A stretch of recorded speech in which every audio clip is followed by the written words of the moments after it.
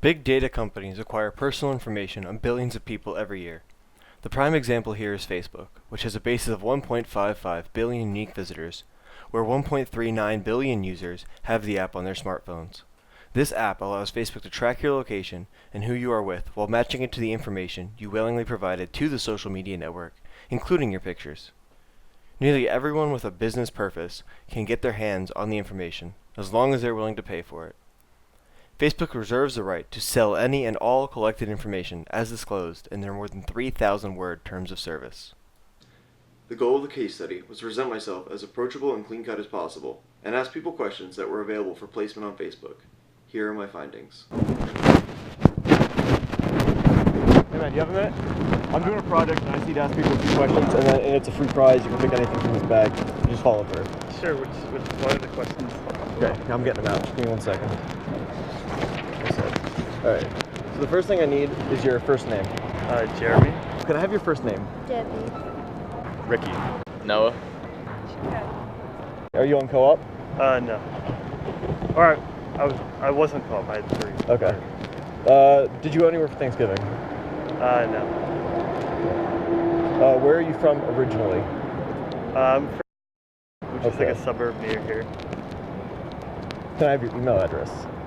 Email? Sure. Alright, what do you need it for? This is just for a project. It's a demographics thing. Okay, sure. JERBE @gmail.com.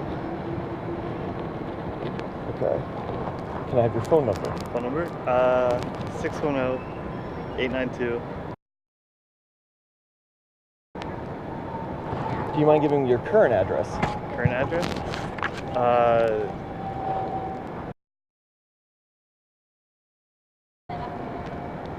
And can I take your picture for this profile? Sure.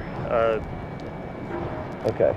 Are you a student here at Drexel? No, I'm at UConn. Oh, okay. Did you go anywhere for Thanksgiving? My family lives around here, so I had it with them. Can I have like a more exact location of where that would be?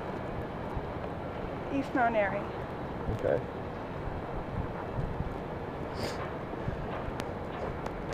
Can I have your email address? This is like a bit in face. This is what? A bit in face. If you don't want to give me the information, you don't have to. Okay. So no to the email address? No. Can I have your phone number? No. Can I have your current living address? No. And can I take your picture for this profile? No. Did you go anywhere for Thanksgiving? I went home. Okay. Can I know where that is? Yeah, South Jersey, like Okay. Ocean City area. That helps. Do you mind giving me the exact town name? Yeah, it's Ocean View, New Jersey. Do you mind giving me your current address? My home address? Yes. Or where? Home. Okay. And then can I take your picture for this profile? No! This was actually an ethics project. Yeah, it seemed a little different. It seemed a little weird, yeah.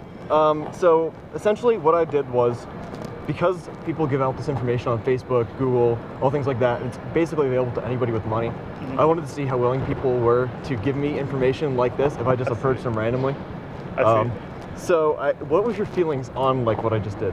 Like, So I guess it felt a little strange. Yeah. Because it didn't really seem like a typical like questionnaire. It was more just like my personal information. yeah. So it seemed a little fishy. Can I ask you how this made you feel? Weird. Weird? A little weird, creepy? Yeah. Okay, so what makes it any better for you to put this information up on like Facebook, LinkedIn, and Google? Which basically anybody has access to as long as they have a few dollars. Yeah, I don't put my address on. You don't put, but you have your phone number on there? Yeah. You do? I think so, yeah. And I'm sure you have your birthday on there too? Okay. How did you feel about what I just did? Like asking all those questions? I mean, the way you presented yourself, you looked like a good guy, so I didn't suspect anything that's like, you know, Okay. sketchy. So I felt Nothing like, sketchy? Yeah. Not weird, creepy at all? No? Came off the right way. Okay. So all this information is available like on Facebook and pretty much any profile, and anybody can get their hands on it. And Yeah. that was really the point here, is how willing would people be to give out this information to somebody they don't know, It's already out there. but it's already out there.